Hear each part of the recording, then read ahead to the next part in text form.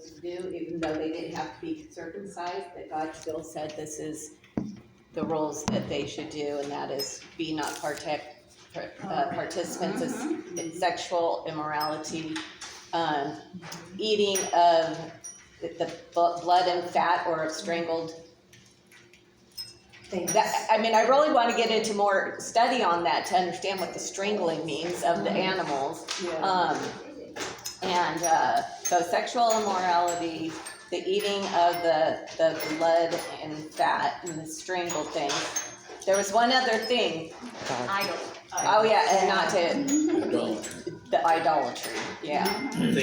Things sacrificed to idols. Yes. Because I told you the story about the steaks that they sold. Well, one of the things I used to do when I'd go into Chinese restaurants is wonder if I was doing all right being in that Chinese restaurant, because right there at the door they have their little Buddha statue with all the oranges and different things, the foods that they are honoring their little temple god there, and I'm like, Lord, am I not supposed to be eating this?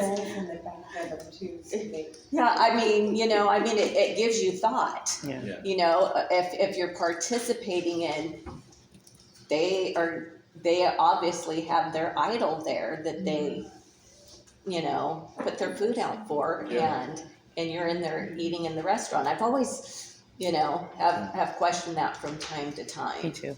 Of course, then on the other hand of that side, I always think of when they say, if you go into their house and they're eating that meat that you used to not eat, you eat it, right? Yes.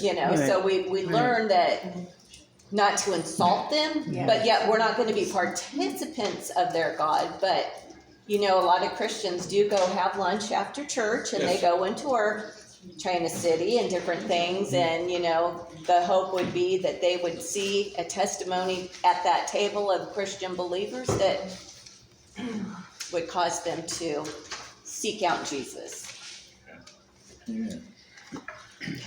Thank you, sister. And you may have something written that another saint has, but the assignment is what stuck out to you. Mm-hmm. So it might stick out to you for a different reason. The same scripture might stick out to you for a different reason than someone else. So so don't be dismayed by somebody else stealing your thunder. Just give what stuck out to you. Okay, Mia.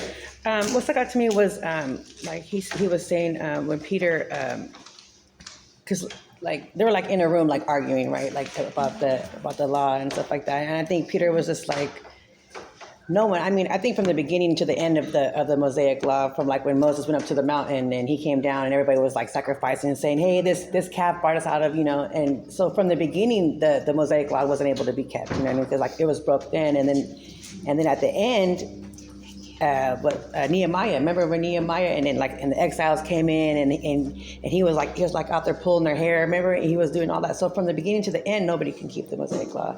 And I think Paul, who used to be a Pharisee, was able to recognize that and was able to say like firsthand, hey, because I mean the Pharisees thought that they were able to be saved by their works and then by God, and where when Jesus came, he kind of like we're just by grace, and he's saying, hey, if they're able to be saved because God knows all of our hearts, and they were able to receive the Holy Spirit, then we're able to get the same salvation through them. So yeah.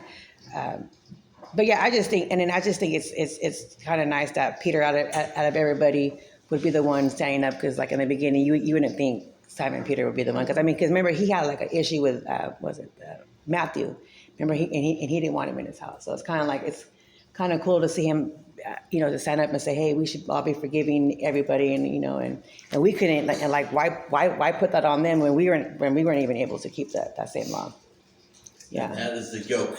Yeah, that Seth spoke of. Right. The yoke that's on. Yeah. So they couldn't even keep their own law without sinning. Right. All right, thank you, Mia. Thank you. Brother John? It occurs to me that Paul and Barnabas were the missionaries, and it was after they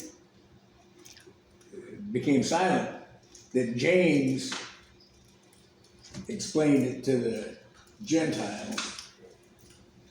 And he went back and talked to Paul and Silas about not saddling them with the yoke that the Jews couldn't bear themselves. Yeah. But they didn't need to saddle with the yoke because they needed to be more aware of the things that pollute.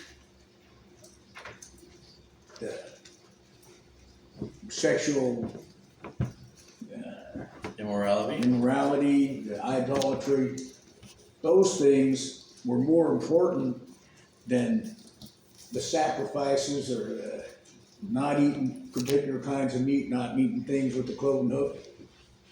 Because Jesus said it's not what goes into a man's mouth that pollutes him, it's what comes out of your mouth.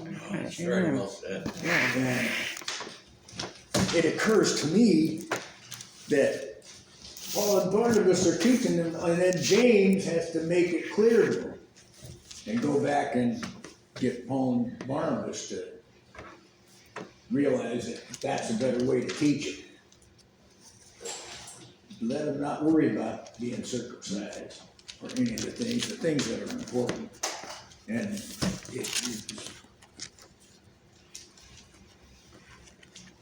Wycliffe and Evans said this James is the half-brother of Jesus. Then Evans went on to state that he became a believer after resurrection and rose to leadership in the Jerusalem church and wrote the epistle that bears his name, James, the letter James.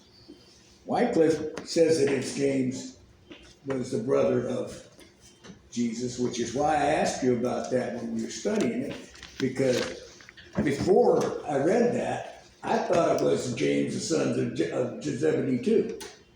Okay. You confuse the people, but Henry doesn't even mention it being his brother. Then the second thing was the rift between Paul and John Mark. Barnabas wanted to take John to see the brethren, but Paul couldn't get off of John's disloyalty by returning to Jerusalem when he asked him not to. And Paul is a great apostle, but it just shows us all that He's none flawed. of us are perfect. Great We point. all have feet of clay. Well said. Well And said. that's what's important about you having your own concept of what we study, because it has to be meaningful to us, or we can't use it in our own lives. And that goes with each of us individually. You know? Yeah. So that was the two that they had the rift. And then the other thing about them having that rift was God works in mysterious ways, because Paul would not go along with Barnabas trying to get him to take John with them on their single mission. So John went with John went with Silas? No, Paul went with Silas, and Yes. Barnabas went with John, and one went to Cilicia, and the other ones went to Syria. Yeah. So the gospel got spread twice as much. Paul wanted to revisit the places that he went to before. Well, they did read it. Yeah. But then John and Barnabas did another Yes. missionary journey, and the gospel got spread twice as much, twice as far Yeah. as it would have been if they just would have been making Yep. one journey. So God works in mysterious ways. Like he used Nebuchadnezzar, yeah. all throughout the Bible. Yes. And that's what's important for Bible study, is we study it so we can have a concept of it ourselves. At least that's what stood out to me. Indeed. And plus, I agree with everything everybody said. Because there's so many nuggets in this, Yes. in the book of Acts, you can't really stick with just one. Indeed. Okay. We're not gonna get into 16 tonight, because we're almost out of time. But I appreciate you all participating tonight. Thank you. Thank you. It's important that we all have a say. We all get to speak. We all get to be a part of. We're all on the same journey, and nobody's left behind. I love that. Yeah, he did, oh, yeah, Oh. earlier. Yeah, Joe did his earlier, and I did mine last week to, kind of introduce, sort of what the concept was. And we learn from each other by getting a Indeed. different perspective. Because iron Sharpens iron. sharpens iron, that's right. Iron sharpens iron. Important we I remember would like to ask a question concerning what Cheryl just shared about, like, if you go into a Chinese food restaurant, because of the Buddha thing, this was kind of embarrassing in a way. Steve and I used to go to this Chinese restaurant a lot in Concord. And one day, I mean, the people knew us, and he brought over one of the little Buddha things and left it on our table and said that they wanted to leave that as a gift to us. And I did not take it. I mean, Steve said a polite thank you, because Steve hadn't given his life to the Lord yet, but I knew better. I mean, I felt I knew better at the time. I thought, no, I didn't want to take that home. So, but what do you do in a situation like that? You know, I mean, the waiter walked away. So, you know, I wasn't, I didn't embarrass him or anything like that, but, yeah, I was just like, what do you do? In my opinion, I would be, polite. I would politely, like Steve did, say thank you very much. It's very kind of you to say, a kind gesture, but I'm sorry, we can't take this. We just can't take this from you because we're Christians and we can't, but I thank you. And you could do that without hurting the Right. feelings of the giver, and also being thankful and being polite. Right. So yeah, I think Steve was on the right track with that. Yeah. Because I know that Jesus was polite, Right, yeah, exactly, yeah. so. It sure was. I'm just glad he took the lead because I wasn't sure what to do with that situation at the time. I was just kind of stunned. I never, anyway, Of course. thank you. That's a good question. Indeed, it's a very good question. Okay, next week, we're gonna take off in chapter 16, Acts chapter 16. We're gonna learn a thing about a little girl who had a spirit in her that there was two men that were using her to make money. But she could predict some stuff. And I was reminded of a play that we did a couple years ago. And that was on Acts chapter 16, if you remember. Remember, that's a great play. Yes, and that was when our brother Bill came through the door and he said, what? I found her. I found her! His big line. This one's perfect for you, Bill. Yes. That was his only line.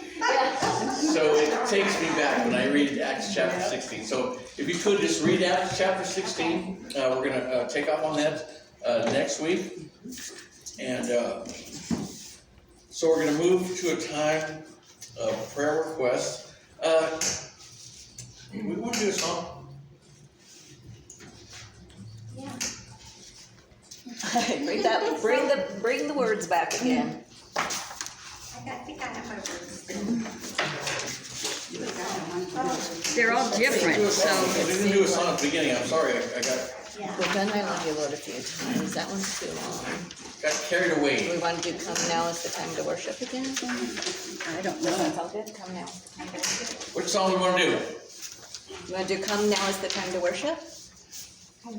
Do we have that? Your thoughts? Come now. Come now is the time to worship. If we give you We the have enough words, of them? I think we know the melody, we right? could. That's a good choice.